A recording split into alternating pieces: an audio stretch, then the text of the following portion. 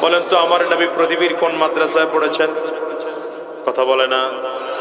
পড়েছেন স্কুলে, কলেজে, ইউনিভার্সিটিতে। দুনিয়ার কোনো উস্তাদের কাছে আমার নবী লেখাপড়া করেন নাই। আমার নবীর কোনো উস্তাদ জমিনে ছিল না। কেন ছিল না? অনেকগুলো কারণ হতে পারে। দুইটা কারণ আপনাদেরকে বলি। এক নম্বর কারণ, যদি নবীজির কোনো উস্তাদ থাকতো জমিনে, মক্কার কাফির ও মুশরিকরা বলতো আরে মুহাম্মদ আগের থেকেই শিক্ষিত, এই কোরআন মুহাম্মদ নিজেই বানিয়েছে।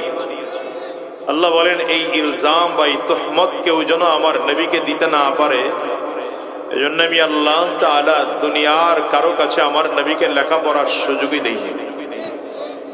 দ্বিতীয় নম্বর, যদি আমার নবী কোনো উস্তাদ হতো, তাহলে স্বাভাবিক নিয়মে আমাদের সমাজে ছাত্রের সম্মান বেশি হয় না উস্তাদের সম্মান বেশি? উস্তাদের সম্মান বেশি। যদি আমার আল্লাহ তাআলা আমার নবীকে দুনিয়ার কারো কাছে লেখাপড়া করাতেন, তাহলে আল্লাহ তাআলার পরেও নবীজির মাঝখানেও কাউকে একজন সম্মানিত মনে করা লাগবে।